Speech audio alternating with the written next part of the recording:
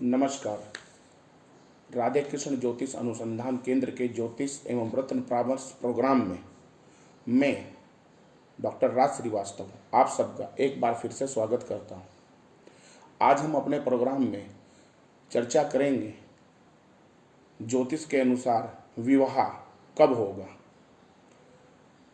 ज्योतिष के अनुसार विवाह की गणना कैसे करी जाती है और विवाह से संबंधित उपाय क्या हैं।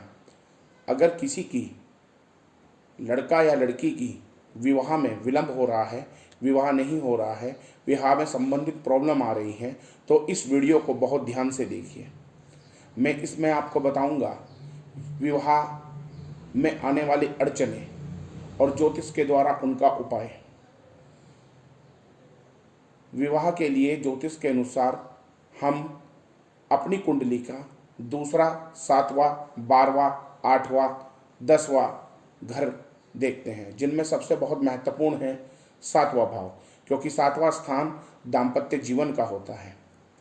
वहीं पर ग्रहों की बात करें तो शुक्र, गुरु, मंगल, इन ग्रहों का विशेष और साथ में सूर्य, इनका विशेष प्रभाव होता है हमारे दाम्पत्य जीवन पर। विवाह होने के लिए इन ग्रहों का शुभ अशुभ होना और इन ग्रहों का शुभ अशुभ घर में बैठना। हम बात करते हैं सबसे पहले कि विवाह योग कैसे बनता है। जब कोई कुंडली हम देखते हैं तो कुंडली के अंदर हम सप्तम स्थान को देखते हैं। सप्तम स्थान का स्वामी या सप्तमेश जिस घर में बैठा होगा वहाँ वो शुभ अवस्था में है या अशुभ अवस्था में है, उसे हमें देखना होता है। अगर शुभ अवस्था में है तो विवाह का योग जल्द ही बन जाता है, और अगर अशुभ अवस्था में है तो विवाह में विलंब होता है। अगर सप्तमेश किसी पापक ग्रह के साथ बैठा हुआ है तो वहाँ पर भी बहुत ज़्यादा प्रॉब्लम क्रिएट करता है। लड़का हो या लड़की, दोनों की कुंडली में सबसे पहले हम शादी के लिए सप्तम भाव को देखते हैं, और सबसे पहले शादी को के कुंडली जब हम बनाते हैं तो देखते हैं कि मंगल का विचार करते हैं कि लड़का या लड़की की कुंडली मांगलिक तो नहीं है। अगर लड़का लड़की की कुंडली मांगलिक कब होती है, ये मैं आपको बता देता हूँ। जब मंगल लड़का हो या लड़की कुंडली के पहले स्थान, दूसरे, चौथे स्थान, 7वें स्थान, 8वें स्थान और 12वें स्थान में अगर मंगल विराजमान है तो वह कुंडली मांगलिक मांगी जाती है। इसलिए विवाह के लिए लड़का और लड़की की सही जन्म तिथि, जन्म का समय और जन्म का स्थान एक्यूरेट आपको पता हो, और किसी योग्य ज्योतिष से कुंडली बनवाई जाए और कुंडली का विश्लेषण कराया जाए। जब कुंडली का विश्लेषण करते हैं और कुंडली बनाई जाती है तो उसमें हम सप्तम हाउस को देखते हैं, शुक्र की महादशा को देखते हैं और सूर्य को भी देखते हैं। गुरु का प्रभाव क्या है। अगर गुरु अष्टम में है और गुरु अष्टम भाव में है या गुरु नीच में है तो विवाह में विलंब होता है। अगर सूर्य सप्तम स्थान में बैठा हुआ है तो शादी में बहुत अधिक विलंब होता है, बहुत कठिन परेशानी होती है, उचित रिश्ते नहीं मिल पाते और रिश्ते नहीं हो पाते। वहीं हम शुक्र की स्थिति को भी देखते हैं। अगर शुक्र 12वें भाव में है या चौथे भाव में है या पंचम भाव में है या शुक्र लगन में है या शुक्र सप्तम भाव में है तो शुक्र के अलग अलग परिणाम होते हैं। अगर शुक्र 12वें भाव में है, पंचम स्थान में है या छठे में है तो लड़का लड़की के लव मैरिज के योग बनते हैं।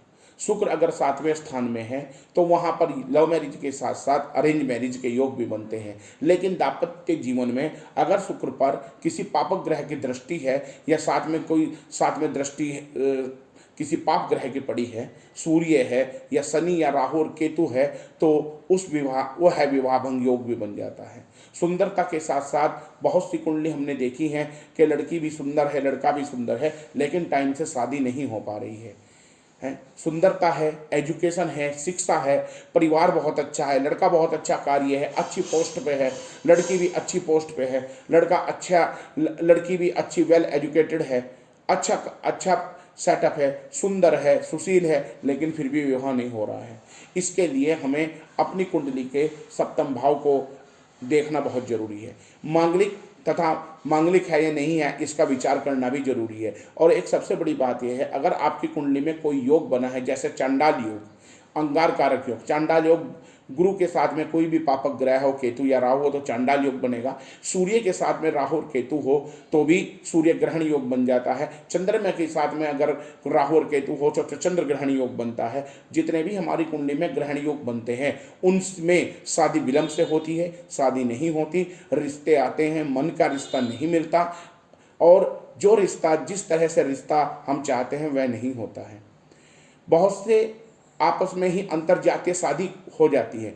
अंतरजातीय शादी तब होती है जब छठे स्थान बुध और शुक्र हो, या शुक्र या शनि छठे स्थान में हो, तब अंतरजातीय शादी के योग बनते हैं। या शुक्र आपका लगन में है और शुक्र के साथ में चंद्रमा और गुरु विराजमान है तो आप जाति बंधनों से परे होकर शादी को अपनाते हैं, शादी करते हैं।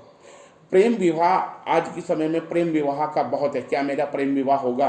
प्रेम विवाह कुंडली के ऊपर आधारित है। प्रेम विवाह में शुक्र का स्ट्रोंग होना बहुत जरूरी है। जब आपका शुक्र स्ट्रोंग होगा तभी आप प्रेम विवाह करेंगे, क्योंकि प्रेम विवाह शुक्र एक ऐसा ग्रह है जो विपरीत लिंगी को अपनी ओर आकर्षित करता है। लड़की की कुंडली में अगर शुक्र है और शुक्र स्ट्रॉन्ग पोजीशन में है तो वह विपरीत लिंगी को आकर्षित करेगा, और यही सेम दशा, यही सेम कंडीशन लड़के की कुंडली में भी होती है।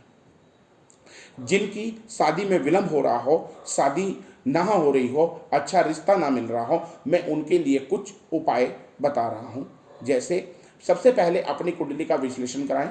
यह कुंडली हमारे यहाँ हमारे ज्योतिष अनुसंधान केंद्र में भी बनाई जाती है, दिखाई जाती है। आप हमसे संपर्क कर सकते हैं। स्क्रीन पे हमारा नंबर दिया हुआ है, कॉल कर सकते हैं और व्हाट्सएप भी कर सकते हैं। आप हमें अपनी डेट ऑफ बर्थ, टाइम, जन्म का स्थान, सही बायोडाटा आप हमें भेज के कुंडली बना सकते हैं, बनवा सकते हैं। आप हमें अपने क्वेश्चन के द्वारा भी कंसल्ट कर सकते हैं।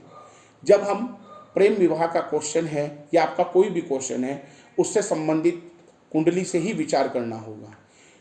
अब एक क्वेश्चन आता है कि जी बहुत समय हो गया, लड़के की एज भी 28 साल होगी, लड़की की एज 30 साल होगी। हर घर में हर परिवार में लड़का लड़कियों की शादी को लेकर माँ बाप चिंतित रहते हैं। किसी की एज को लेकर इसका रिश्ता नहीं आ रहा है, अच्छा काम है, पता नहीं रिश्ता क्यों नहीं मिल रहा, लड़की शादी हो जाए तो हम जिम्मेदार से। यह दोष लड़के और लड़की का नहीं है, यह दोष ग्रह, चाल, नक्षत्र, दशा, अंतरदशा का है। जब हम शादी के लिए कोई कुंडली देखते हैं तो सबसे पहले मैंने आपको बताया शुक्र, सूर्य, मंगल और आदि ग्रहों को विशेष करके दशा और महादशा को भी देखना पड़ता है कि उस समय दशा कौन सी है और महादशा कौन सी चल रही है और उसमें अंतर किसका है और प्रति अंतर किस ग्रह का चल रहा है। जब सूर्य और शुक्र है, शुक्र की महादशा है, शनि का अंतर हो या शनि की महादशा हो, बुध का अंतर हो या केतु की महादशा हो, तब हमें शादी का विचार करना चाहिए। सप्तम स्थान में सब को स्ट्रोंग करना चाहिए। अगर सप्तम स्थान आपका डिस्टर्ब है तो उससे संबंधित उपाय करने चाहिए। उससे संबंधित उपाय के लिए एक नई वीडियो के साथ मैं आपसे फिर मिलूंगा। मैं उसमें बताऊंगा कि विवाह के संबंधित उपाय क्या होते हैं, और अगर विवाह में विलंब हो रहा हो, देरी है, तो हमें कौन सा रत्न धारण करना चाहिए, कौन सा रत्न हमें धारण नहीं करना चाहिए। कुछ जाने अनजाने में हम गलतियां कर देते हैं कि ना चाहते हुए भी कोई भी अंगूठी, कोई भी पत्थर या कोई भी माला या कोई भी धातु हम पहन लेते हैं, जिसका सीधा प्रभाव हमारे जीवन पर पड़ता है। अगर आप लोग में कोई भी विवाह से संबंधित किसी समस्या से परेशान है तो आप मुझसे संपर्क कर सकते हैं। स्क्रीन पे मेरा नंबर और मेरा नंबर है, व्हाट्सएप नंबर है। मुझे आप कंसल्ट करने के लिए अपनी डेट ऑफ बर्थ, अपना सही समय और सही जन्म स्थान आप मुझे भेज सकते हैं। आप मुझसे कॉल के द्वारा भी संपर्क कर सकते हैं। नई वीडियो के लिए बहुत जल्द आपसे एक नई वीडियो का सामना होगा। तब तक के लिए नमस्कार।